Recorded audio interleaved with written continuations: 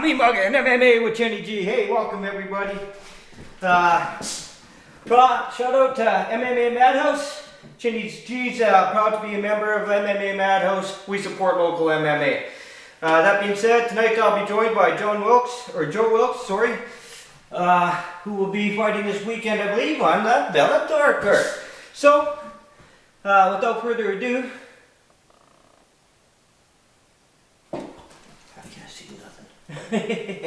Chinny can't see. Alright, this interview brought to you by NeverTap, made in Canada. You can contact them, you can find them at www.nevertap.ca. You can also find them on Twitter at NeverTap1 and on Facebook at NeverTap. Check them out, my friends.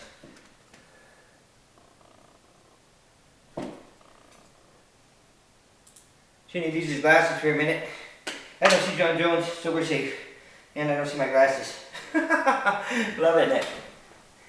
Alright, just a minute here, just a minute. Let's give Joe a call. My Skype's booting up here.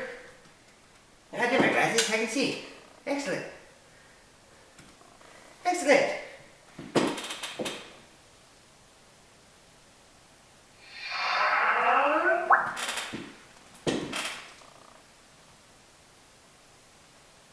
Alright.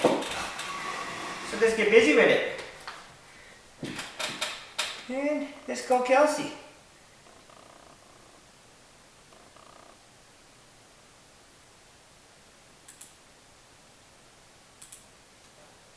And then Mean-Muggin with Chinny G. Alright. Yep, good. And here we go with Joe Wilk. Let's move this just so Chinny knows everybody's there. Yo! Hey Joe, how's it going, buddy? Going good, what's up, man? Oh, not too much. Oh, he's sporting the NeverTap gear. Yeah. Excellent. That's a beautiful shirt, man. You're the first one to get one of those, I believe. Hey, me and my corner man, we're gonna be rapping, you can bet. Sweet, man, sweet. Big weekend coming up? Yep, that's right, I got a big date Friday night. Right on, brother, right on. And of course, that's on this week's Bellator card. So yeah, you this isn't your first dance with Bellator. You were at Bellator 130, I believe. Yep, about 9 months ago or something like that, my first fight with Bellator. Yeah. This one should go better. Well, you know, it's been a while. It's been a while. You've got yourself composed, and you have that fire back.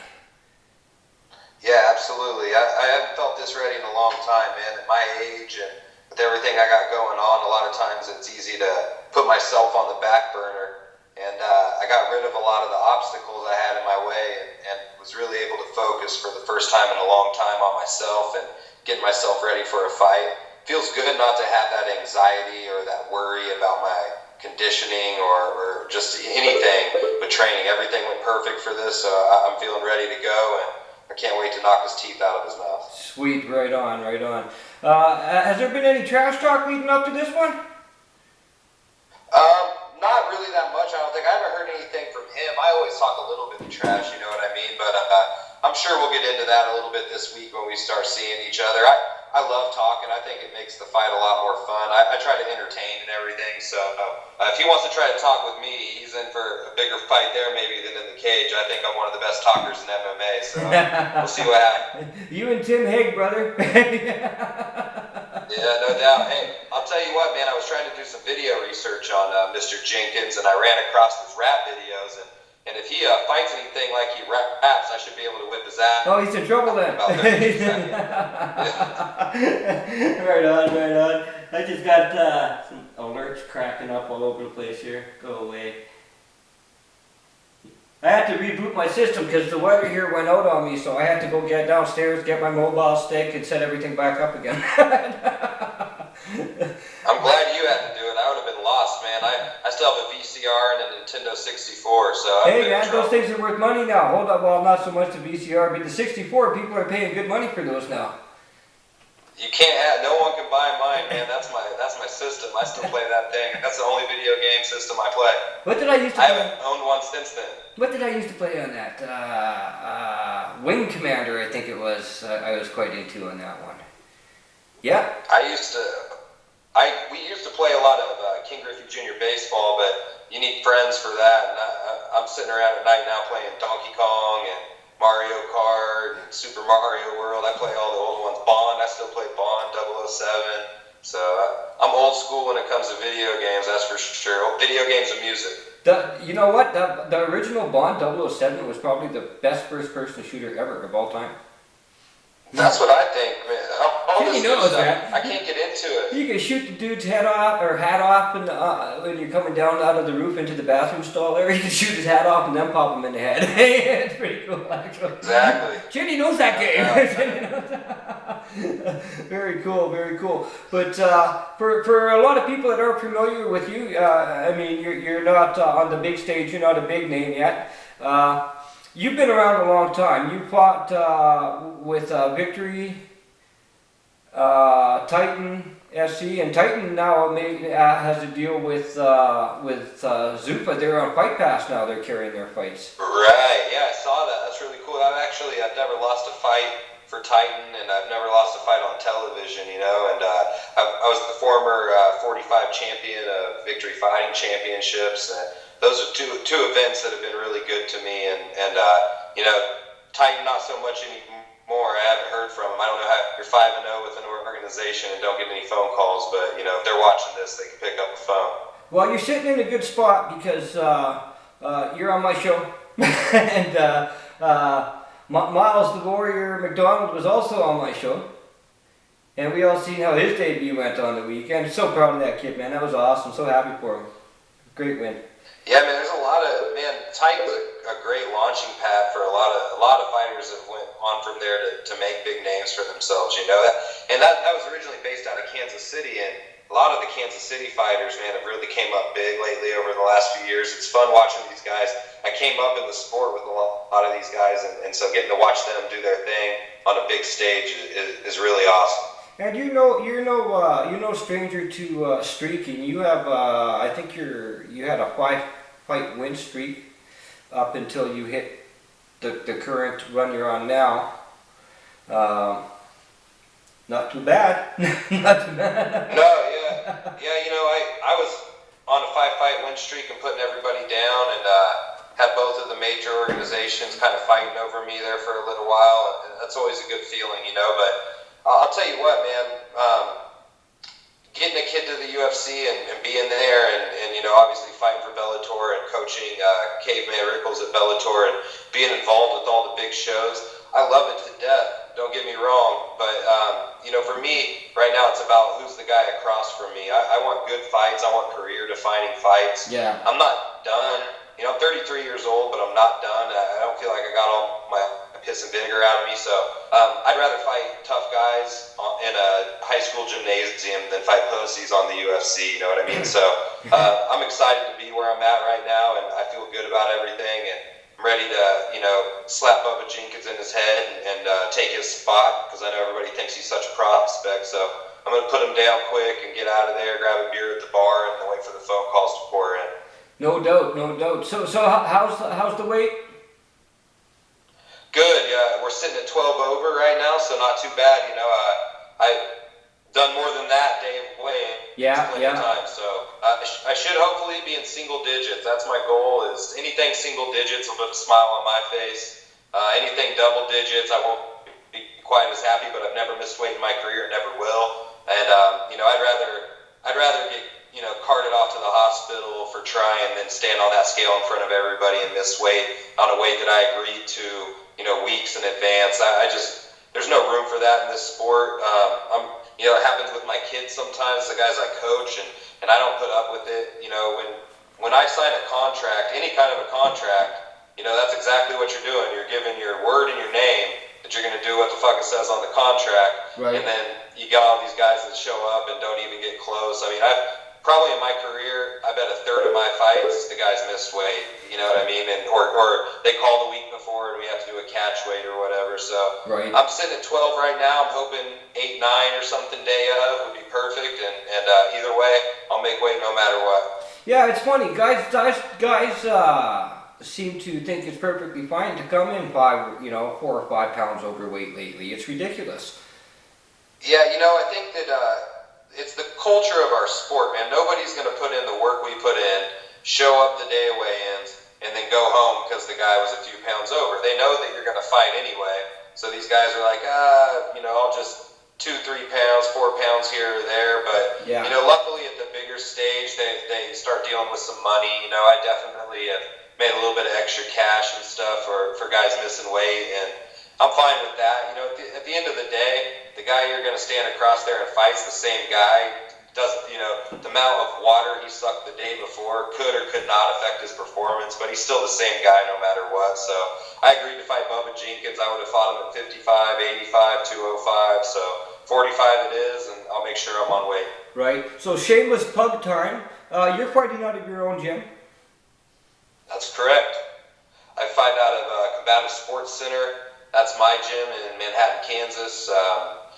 We're right in the middle of the United States. Kansas isn't a place that's probably known for having, a lot of fighters, but we've got a heck of a gym here. We got, myself, David Rickles. We got Jake Lindsay, who was in the UFC for a few fights, and we've got a lot of up-and-coming kids.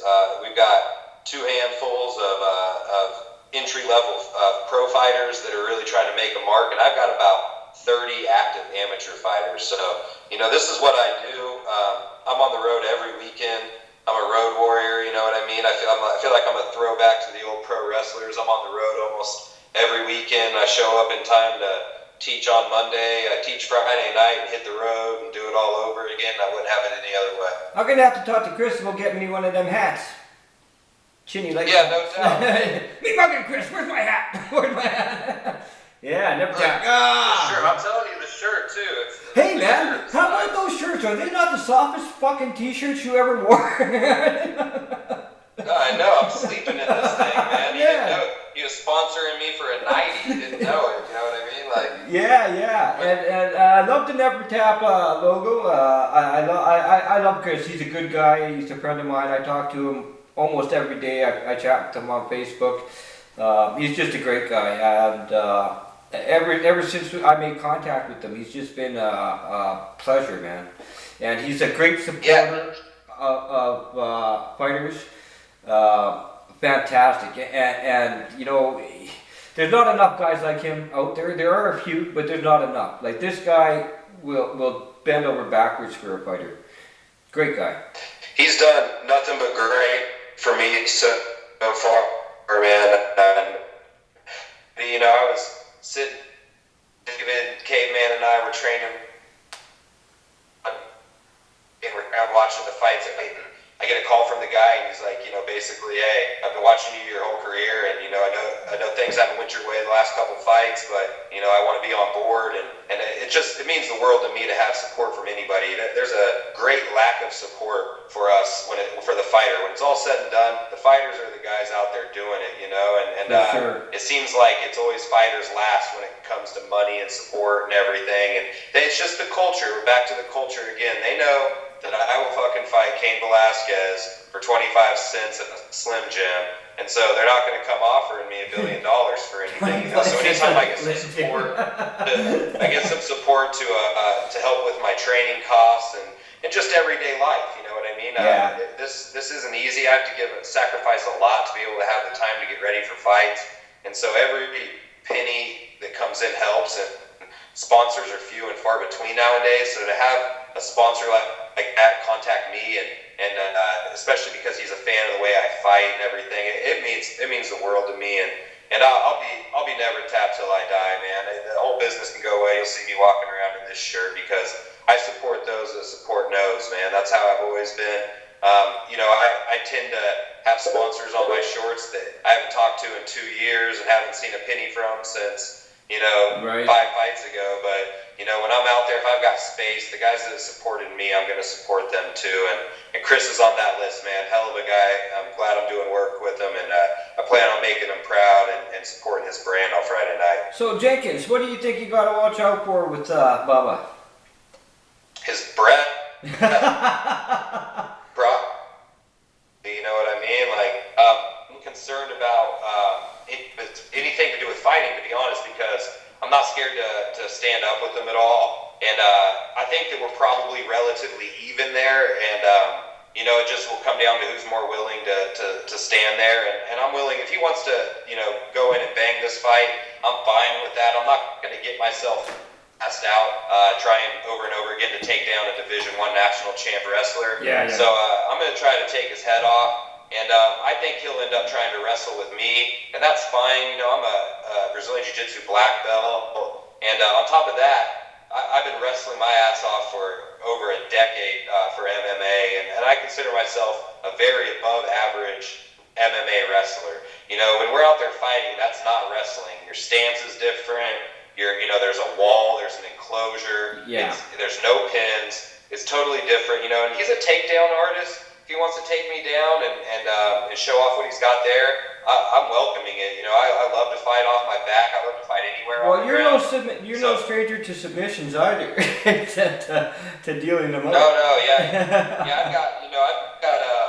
I've got 18 wins as a professional. I've got 17 first-round finishes, and they all have to do with jiu-jitsu. You know, they're either submissions or I just got to a good enough position to beat the dude's head in until they stopped the fight or he fell asleep. Right. So if he wants to fight me on the ground, I'll welcome it. If he wants to, you know, have a kickboxing fight with 4-ounce gloves, I'm fine with that too. You know, I train with some unbelievable strikers. You know, one of my main sparring partners is Caveman Rickles, and I'm not going to be scared of Bubba Jenkins when I stand in front of David, you know, several nights a week. You know what I mean? So we can get in there and do whatever he wants. I think I'm going to be a little bit bigger than him. I've never met him in person, but I know that he's a little bit shorter than me according to statistics, and he also, I believe, fought some fights at 135, and there's no way in hell I could ever get down that low. You know, I fought most of my career at 55. Right. So I think I'm going to have a little bit of a size advantage, and I'm interested to see what he's going to want to do. I think he thinks he's going to want to strike, but man, when you get out there, you usually go to your instincts, and I have a good feeling he's probably going to end up trying to take me down. Mm-hmm. And hopefully when he does that, he's going to fall right into some submission. I can leave him laying there and collect my money, go grab a beer, and hit this vacation.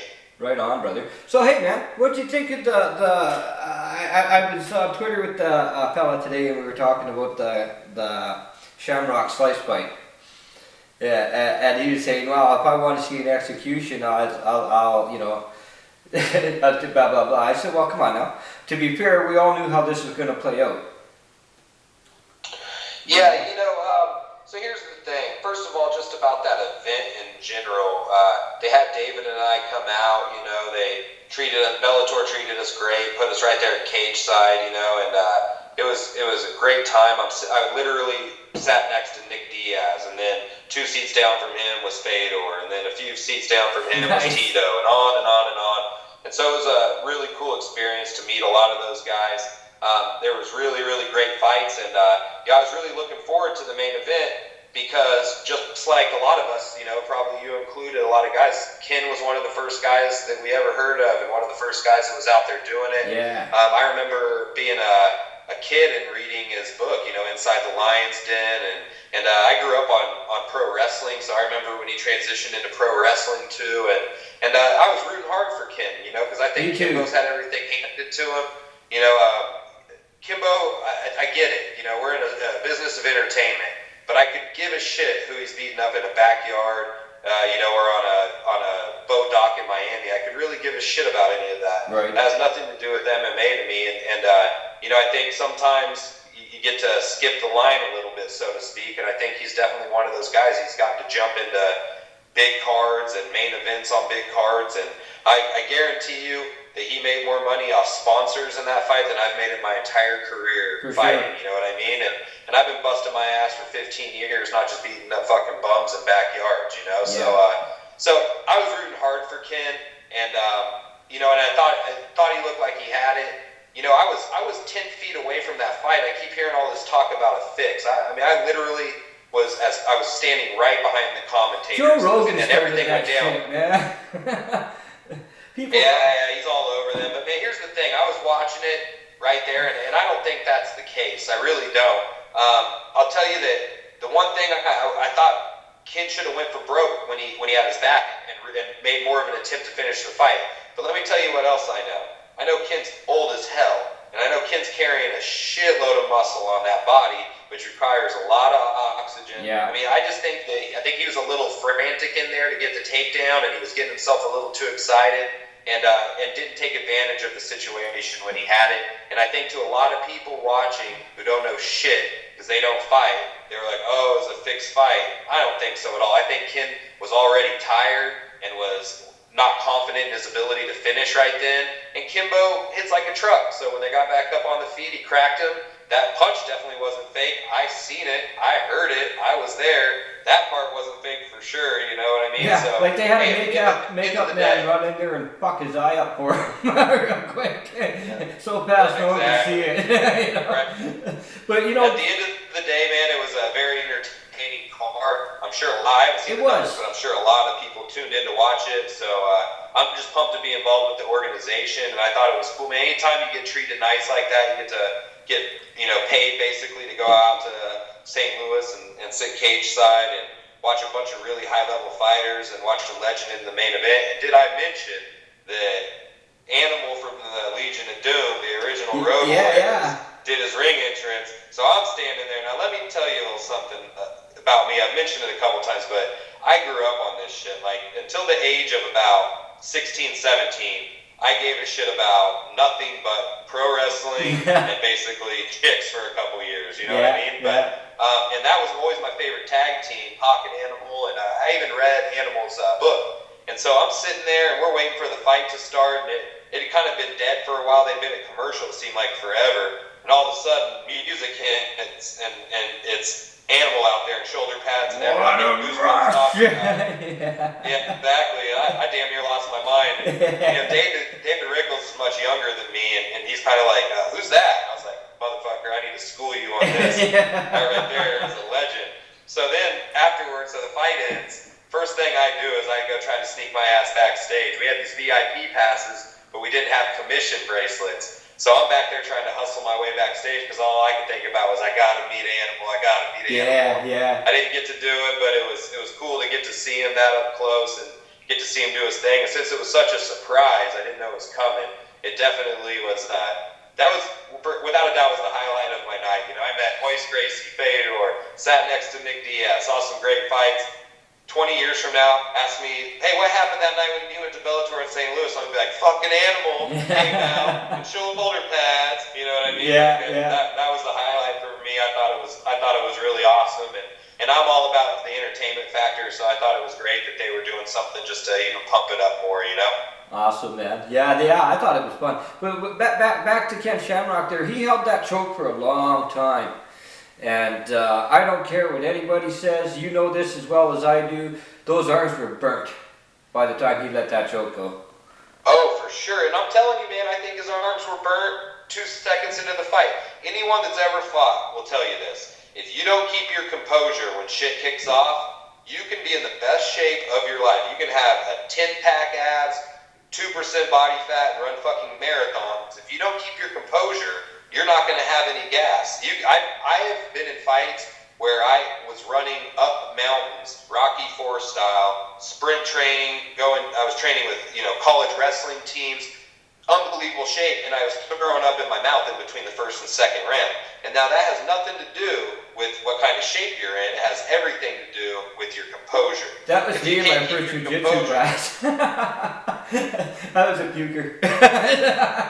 Yeah, for sure. So I think that I think that had a lot to do with it. I think that he was not composed. I think Kimbo did a good job of trying to survive, and I think Ken started wondering, instead of gritting his teeth and squeezing as hard as he could, I think he was thinking more about not gassing himself out because he was already feeling tired, and that was a recipe for disaster, as we saw. Yeah.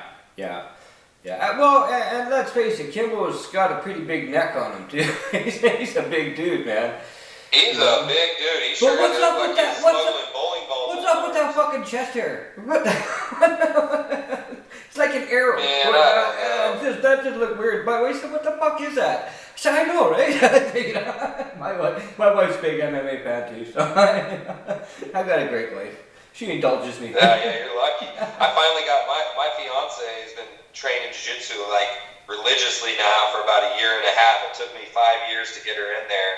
Now she's in there whipping ass, and now she gets it a lot more. You know, she used to not have much sympathy for me. I'd be going through these training camps, you know, 3 a day, 6 days a week, barely eating any food, and she basically thought I was acting like a baby and being a pussy all the time. And now she trains hard one night or one time a day, probably 5 days a week, and she never stops bitching. So welcome to my world, baby. My world. No doubt. Well, hey man, best of luck to you. I know you're gonna do just fine. You don't need the luck. And Chinny's gonna be watching, and it's gonna be a blast, man. Are there any sponsors you want to give a shout out to?